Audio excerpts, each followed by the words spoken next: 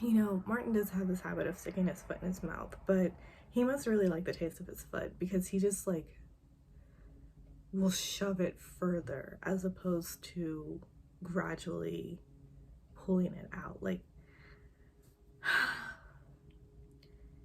so obviously she's like, I've lost trust in you, so I'm gonna say goodbye. Handled it much better than I would have. Because, oh God, just, it's not even just respect towards a woman, just as a human being, like being considerate. Which of course he bumps it up to 5,000 in the limo, and his parting words from the show, which, okay, I have to wonder if he was just playing up a villain edit, since there were no more villains at that point.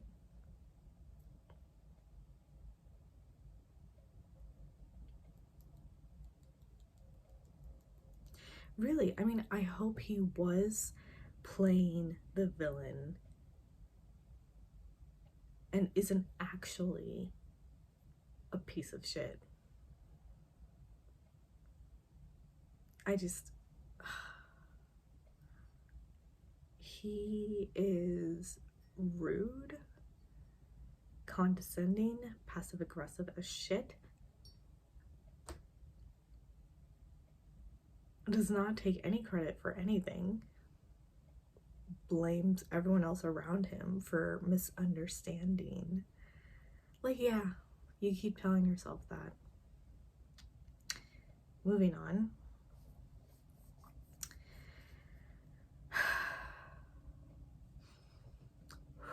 Okay, so Brandon has his one-on-one date, which it was a sweet hometown date, and it felt very high school in a lot of ways. I feel bad because I keep saying, like, Brandon feels really young, and he does. He has this very youthful energy about him, and I'm not saying that in the sense that he's immature. No, I think he's very, like, genuine and sincere and everything. He's head over heels smitten with Michelle. Poor boy is gonna have his heart crushed. Anyway, I think he's so very much into her, which is really sweet and hard to resist. I mean, I do not, yeah, and they're so cute together. And you know, when they rolled up to her house and he initially thought he was going to be meeting her parents, he just like went in for this kiss. He was so, I would think, just honored and touched that this was happening so early on. You know, and anyway, so moving on to like the hot tub portion, because we gotta sneak in a hot tub, of course. Do we think those were really her dad's swimming trunks? I don't know, because then that would imply that her parents were in on it. And because her dad did say something along the lines of, oh yeah, I recognize those, but I'm sorry, that's a little gross.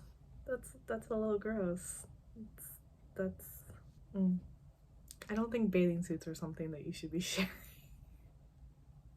They have some one-on-one time with her parents, and I mean, her mom is just glowing, like fell in love with Brandon during this conversation, and the way he was talking about her was super just, it's sweet. He's sweet. There's really nothing else to it. And oh, I did want to say, I noticed that her body language here, and I'm not an expert, but was so different in very like teeny tiny microscopic ways to how she was when Nate was getting grilled by her BFFs, her friends. I felt over there that, you know, and she was sitting in a, actually she was sitting in the same way as she is here with Brandon. Like, Nate's arm was around her, she was like leaned in, curled in, also kind of like looking everywhere else, sometimes looking at him, but there was like this, maybe because I have like so much dancing background, I don't know, but there was something that was so like zipped up tight and tense about her. It was almost like she was really weighing in on every word that was coming out of his mouth. And I don't know if it was because she wants to make sure that he leaves a good impression on her friends because she's really into him, or if she was like sussing him out a little bit. Like, maybe there is somewhat of a little marker somewhere in her intuition that is trying to peek up and she doesn't know why. Because here's the thing, I think Nate is great, nice, all of the above. I'm still noticing, and like I brought this up last week, and I felt inklings of it the week before, where it's like he handles the guys well, he's a stand-up guy, all of that. Something feels missing about Nate in their connection, and I don't know what it is. I feel like he says things in such simple ways, and you know, he's definitely physically attracted to her, and I don't know. And I have a feeling that Michelle probably has that as well, where she's like, okay, all these things are lining up, but for some reason, why do I feel like it's too good to be true? Or like, I don't know. I don't, and I feel bad for feeling this way because he hasn't done anything, he hasn't said anything. Like, there's no evidence basically to back up that marker feeling. It's just a feeling.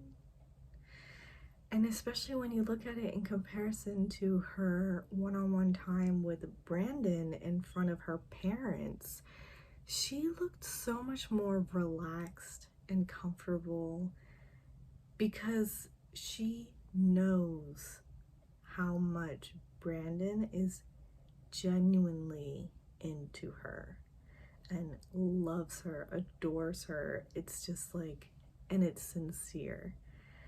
And yeah, she was just almost giggly and giddy at moments, and you know, it was super sweet. Anyway, that's what I have to say on that. But Brandon asked to speak with her parents alone, and my jaw dropped because I was like, is he seriously about to ask for their blessing? Doesn't this feel a little premature? Like, there's still a couple of weeks, right? Like, Brandon, now? But I will say this about Brandon, and he said it once in like an ITM after some one-on-one time with her at a cocktail party, but, or no, he said it to her, like, and he said it again with her parents. This is her journey, and she's still on it, and she's going to make her decision as she sees fit for her life. I know from my end, I'm all in, and I'm there. And if I am so lucky to be the one that's chosen at the end of this, like, what a sweet gentleman, and like a mature guy, super respectful. He is gonna make someone so happy one day. I mean, after he gets over his heartbreak, because I don't know, I don't think that he's the final one. I don't know if Nate's the final one either. And we haven't seen a lot of Joe.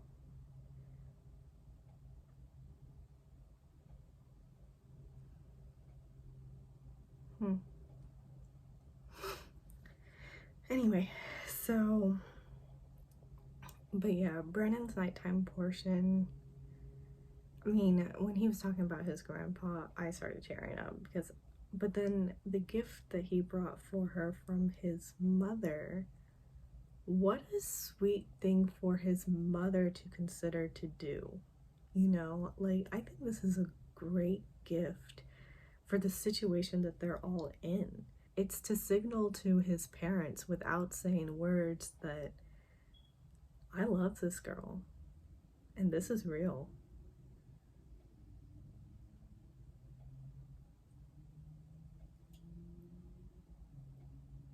I love him and I love them. So, rose ceremony. Michelle, that dress. How do you top every rose ceremony gown? Oh my goodness. And I'm gonna jump ahead, but at the end when she's surrounded by her final four, I was like, this looks like they're Bond men. Like, it looks like she's Bond, Jane Bond. And these are her, like, men. I don't know. Because isn't there, like, the Bond girls or whatever? Anyway, yeah, that's what they look like. I thought her speech was really great before giving out the rose. I like that with each guy that she didn't give a rose to, she had something, you know, sincere to say to them in parting, because even though that they didn't make it into a deeper connection, they still had a significant enough connection that it meant something, you know? So I think it was very telling of her to really take the time to say something singular to each guy that is going home. Yeah, because they did have a relationship. And anyway, I really like that. So yeah, Jane Bond surrounded by her Bond men. And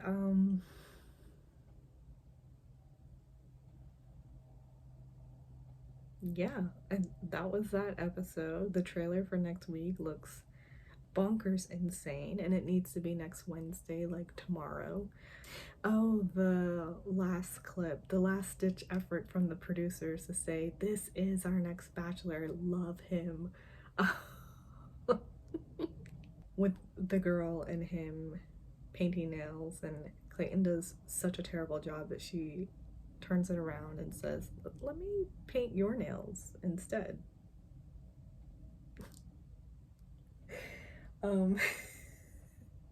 Which I don't know if you really got that that's what had happened.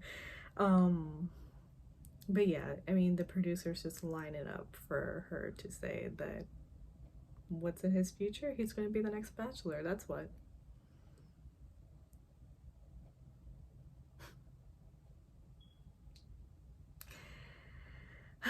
Okay, well, that was week 6 of The Bachelorette. I hope you enjoyed listening to me ramble. I have a feeling this is going to be a 2-parter.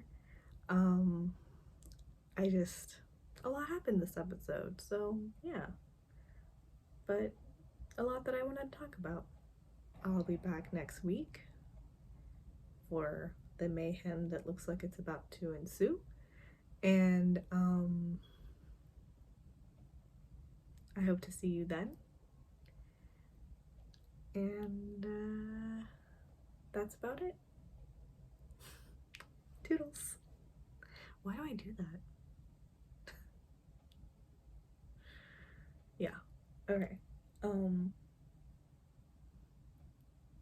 Toodles.